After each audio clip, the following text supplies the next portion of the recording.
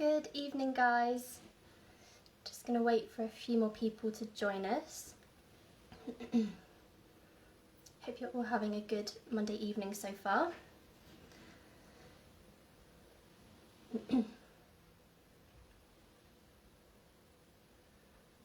Thank you to whoever has joined. As I say, we're just going to give you a few more seconds to join. Hi Stephen, hi Tyrone. Thank you for joining me. We'll just see if anyone else wants to join before we get started.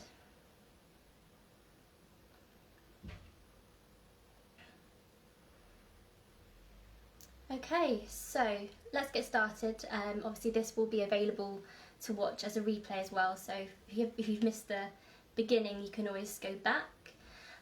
So tonight we're going to be discussing ski season and how to get your body ready for a snow sport holiday.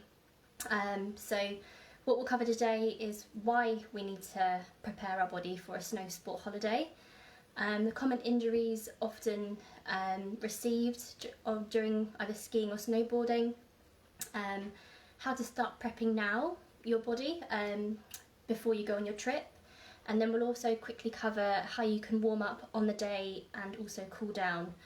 And then finally we'll summarise everything, and then I'll give you a few more tips on things to consider for a ski holiday in order to make your holiday as safe as possible. Okay, so why do we need to prep for a snow holiday? So injuries are really common within snow sports. It's quite a dangerous sport due to the high risk of trauma or falling or having an accident, and also just due to the fact that it's quite a physical sport, so you need really good stamina or endurance, really good strength, really good balance and control. You need quite a lot of confidence, and also that kind of quick decision making as well. And then on top of all of this, we don't often ski or snowboard during the year. We often go without it for months on end, and then we ask our body to do a full week of skiing or snowboarding.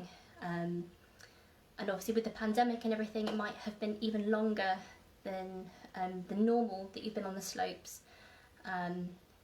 So yeah, really important to prepare, especially also due to the fact that it's quite an unfamiliar exercise. There's not many other sports where you're in this kind of position for a very long period of time, and so preparing to do this kind of exercise will just reduce the risk of injuries, reduce pain, also increase how quickly you recover after the day of skiing, and basically just avoid having a miserable, painful week.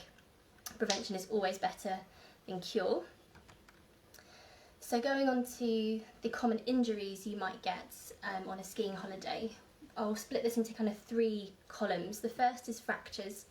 Again, due to the nature of the sport, falling is quite common, and lots of the things that you can fracture include your collarbone, your humerus, which is the bone kind of in your arm up here, your wrist, and then also your thumb.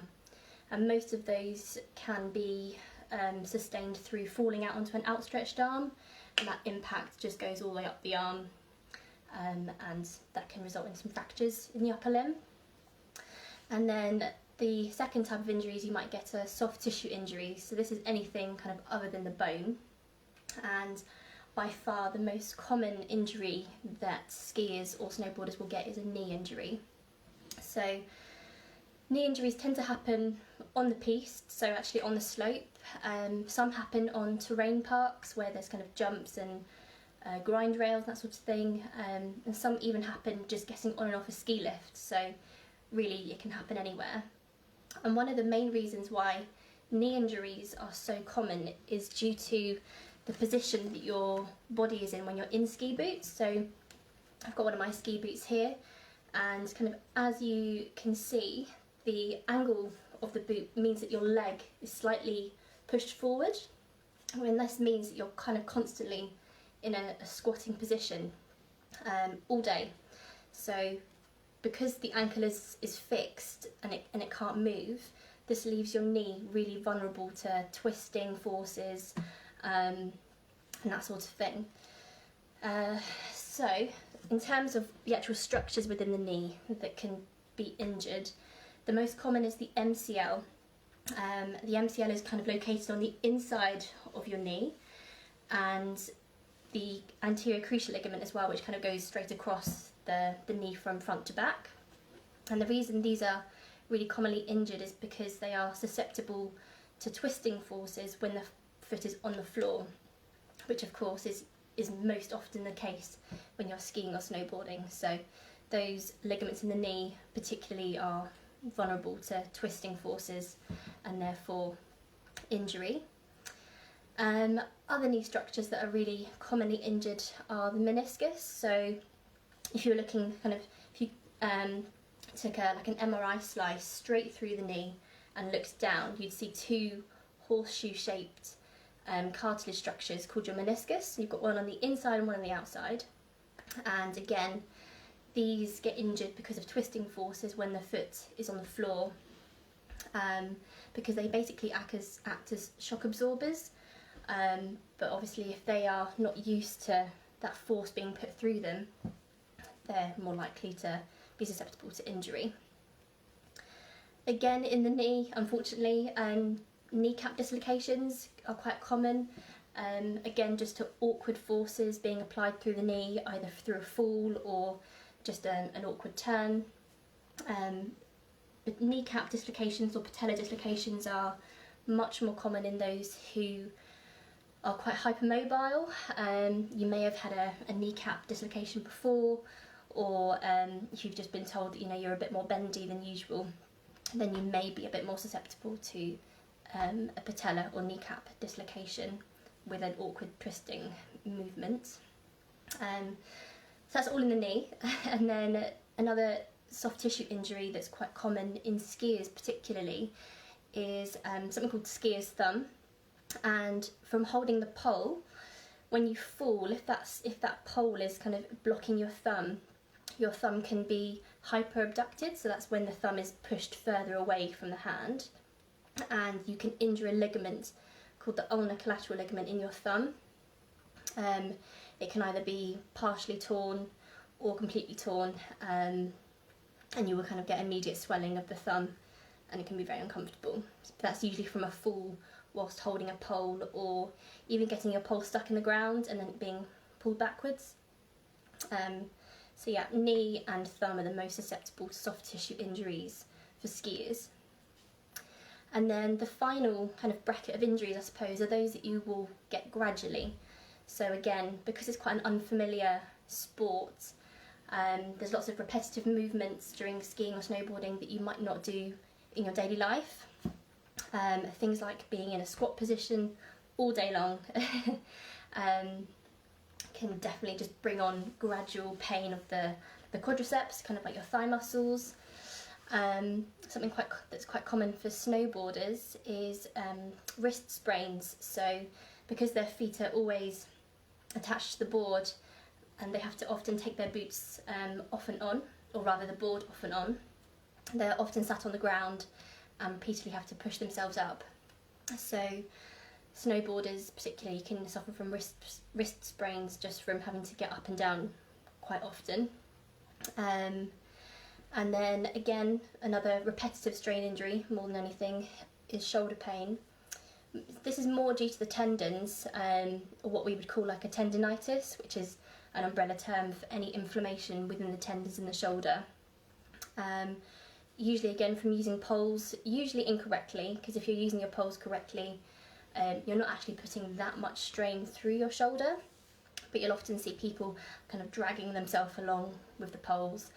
And yeah, if you're susceptible to kind of shoulder injuries, or if you've got any weakness in the shoulders, then that might come up when you're pulling yourself along and that sort of thing. And then again, just going back to being in a squat position for a really long time, some people can get both quadricep muscle pain but also tendon pain. So where the muscle inserts kind of into the kneecap, lots of people can get quadriceps tendon pain gradually come on over the week just from doing 6-7 days of skiing and not having strong enough quads to be able to deal with it.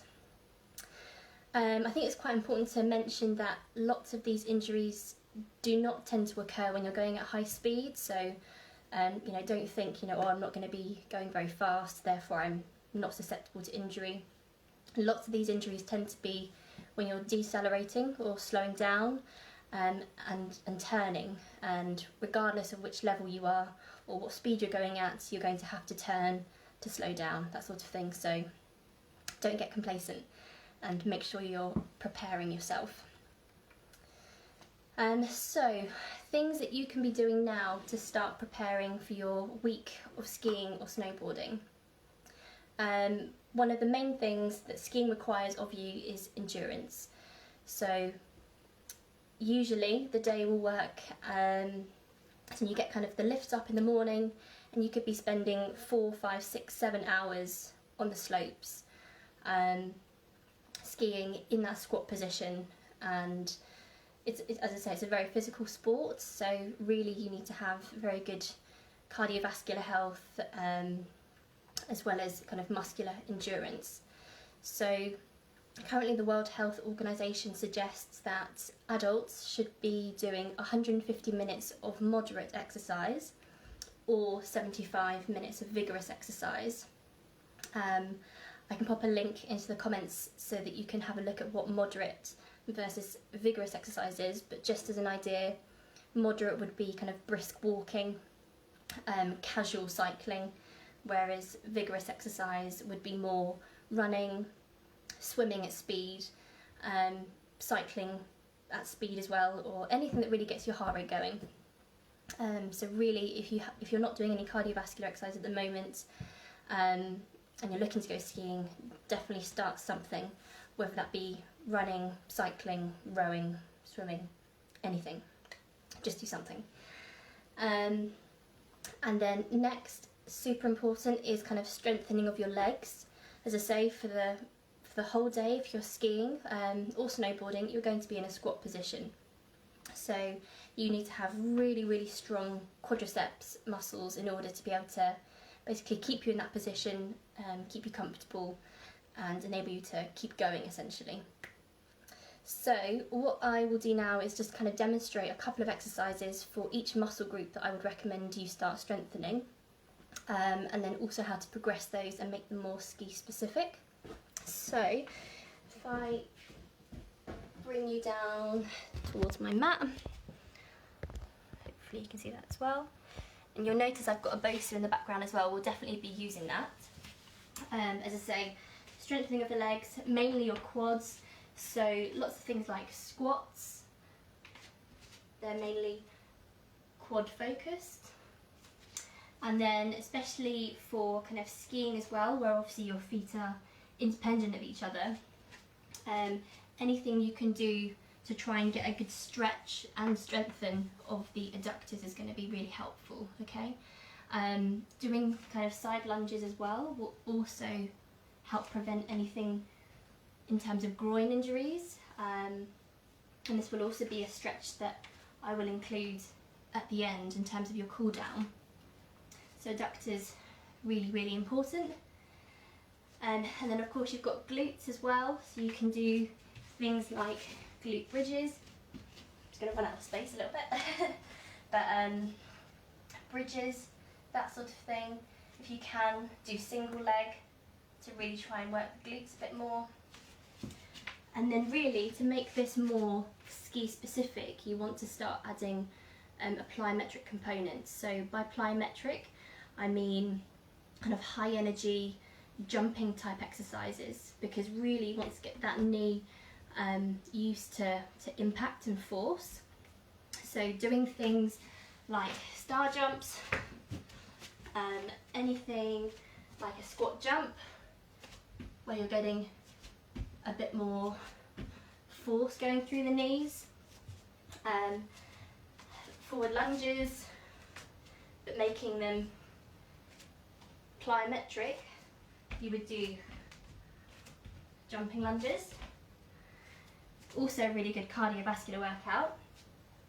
And then the other thing you want to do to try and make it a bit more ski specific is to add a stability component to your exercise as well. So in terms of the snow, it's never ever going to be completely flat, so you will definitely come across lumps and bumps and have to quickly correct yourself. So it's really important to start getting used to having to really quickly kind of fire up your muscles to change to any forces being put through your legs in order to keep you upright and prevent you from falling. And I want to show you with the Bosu, basically because you can do so much with it, but even if you don't have one of these accessible to you, just doing some plyometrics and practicing your balance is going to be key. Okay, so I will use the Bosu, but you can do this without. So doing things like forward lunges onto the Bosu, and then you can progress this to doing things like a jumping lunge, holding your balance, stepping off, jumping on and stepping off, and then equally doing things like jumping lunges, holding your balance, stepping back off. Anything like that where you're going to be really testing your balance, your stability, your core strength as well, is what is going to make the difference really. If you're doing squats and that sort of thing, that's obviously good, but in terms of weight and that sort of thing as well, you don't really need to be doing heavy. You need to be doing less weight with more reps, because that is what's going to give you the muscular endurance. Okay, so that's legs.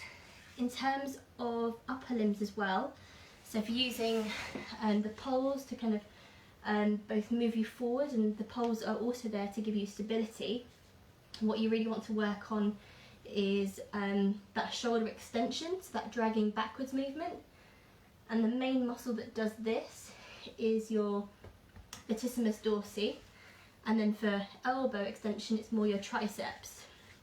So in terms of upper limb strengthening, adding in some lat pull downs, some overhead lat pull downs, and then another exercise that's really helpful for latissimus dorsi strengthening is something like a bent over row.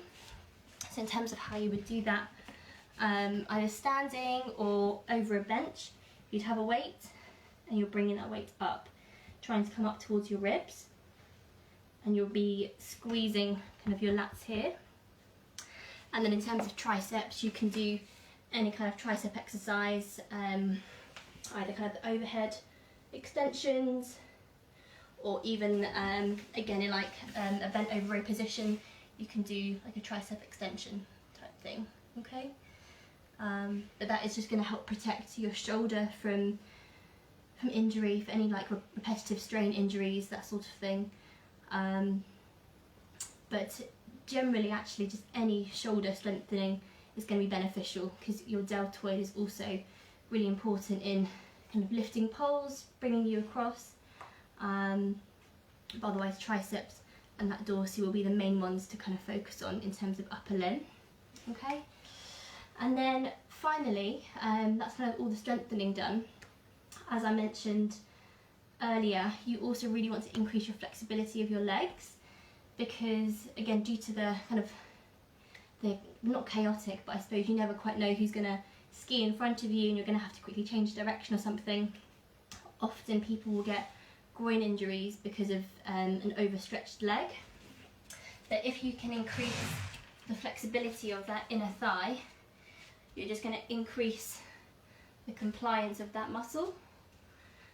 And the stretchier that muscle can get, the less likely you're going to get a groin injury from kind of having to quickly change direction or something. Okay, so that's one way to stretch your adductors. And actually, when I go into the warm-up, this is a really good exercise to warm up your adductors. But in order to stretch it, you can just come down and hold that position there for at least 30 seconds. You can bring the foot up, but I would recommend kind of doing a bit of both, foot up and foot down, in order to get all of the fibres of that adductor muscle there. Also increasing the compliance and the flexibility of your quads. One of the best ones you can do for that is like a hip flexor stretch. So you're going to be stretching all the way through the quad from the knee all the way up to the hip. So that's one way to start increasing your quadricep flexibility. This would also be a great stretch to do as part of your cool down. Okay, good. And then in terms of glutes as well, because you're going to be in that squat position all day long, stretching out your glutes, making them a little bit more compliant. This is one of the better glute stretches you can do. You're just going to be stretching all the way through here, even a little bit into the hamstrings. Okay. And then mentioning hamstrings, the final one you can do is just like a forward fold to really kind of stretch through both the calves and the hamstrings. And you would just hold any of these stretches for about 30 seconds, because that gives the muscles enough time to actually change shape, or rather the tissue fibres to actually change shape, and to increase their flexibility. Okay, so that's what you can do now to start preparing for your ski trip. And then things you can do actually on the day before you head off to the gondola and start skiing or snowboarding. Having a bit of a warm up, like any other exercise, is just going to help prepare you and your muscles. So really any of the exercises that you've done to prepare yourself you can do, but you want to do a combination of dynamic stretching and then a bit of plyometrics. Okay, so what that program might look like to begin with may involve a few squats to get the quads nice and warm, some dynamic lunges to get the adductors warm, maybe some star jumps, again as a bit of a plyometric workout, or some butt kickers, some forward lunges. And actually one exercise that I meant to mention earlier in terms of getting more stability and plyometric work in is like a lateral hop. So you would hop from one side and hold your balance, and the quicker you can do this, the more you're going to be training your muscle fibres to react quicker. And by having that second to balance, you're going to be increasing your stability of your tendons, because plyometric work makes your tendons stiffer, which in this case you want. Okay, so yeah, in terms of warming up, dynamic stretches and a bit of plyometric work. And then in terms of your cool down at the end of a really long day of skiing, your static stretches. So as I demonstrated, your hip flexor stretch like so, and again holding these for at least 30 seconds. So that's going to get your quadriceps here. Hamstring stretches, either the one standing up where you're bending forward, or you can lie down and stretch that way. Doing your glute stretches, and this is just going to get all of the muscles in the lower leg. And then finally, don't forget your arms. You've got your tricep stretch, where you're just coming up and over your head, that sort of thing. And then finally, because our ankle is fixed, and it's mainly our knees and our hips that do lots of the kind of directional turning and that sort of thing, doing some range of movement stretches as well can be really helpful. So kind of lying down, bringing your leg over, just to really stretch out all of your lumbar spine. And then finally, one that lots of people should definitely do but don't, are kind of hip window wipers, especially for skiers, because if you're familiar with skiing, you'll be familiar with a snowplow. If not, and you've never skied before, one of the first techniques you learn in order to slow down is a snowplow, where you kind of bring your feet in like so, and your skis make a triangle. You are internally rotating at your hips, and that alone can put a little bit of stress on the knees and onto the hips. So the sooner you can get used to your knees twisting like this and your hips twisting like this, the more comfortable you're going to be when you're on the slopes. So don't leave it until you've got to the slopes to get your body used to those kind of awkward twisting movements, because the sooner you start, the more comfortable, more confident you're going to be. Okay, so finally I just want to go over a couple of tips that I would give to anyone going on a ski trip. I think the first thing to say is make sure that your insurance covers winter sports, just so that if anything does happen then you are covered for it. Don't skimp on that at all. It's not often very expensive, and you can find a week's worth of snow sport insurance for about £20. Okay, so do definitely make sure that you're covered properly. The other thing as well is if you do get an injury and you have to seek medical attention for it when you're abroad, definitely try and get hold of the scans, so that when you do come back to the UK, you've got those x-rays or MRI results ready to be able to show to your orthopaedic consultant or specialist or whoever you're seeking treatment with. Okay, and yeah, I think that's it. So if you have kind of any questions at all, do let me know in the comments. As I say, it's a sport that we don't often do for months on end, and then we do it for a full week. So if you do have anything underlying as well, do make sure that you get them checked out beforehand, just so that you don't risk making anything worse. Because again, if you've got anything underlying, knee pain, back pain, anything like that, skiing for a whole week will probably bring that out. So do make sure that you're preparing correctly.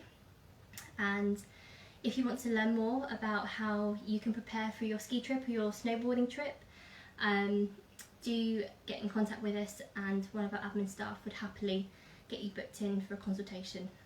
Okay, so if you've got any questions at all, do let me know, and I look forward to seeing you next time. Bye guys.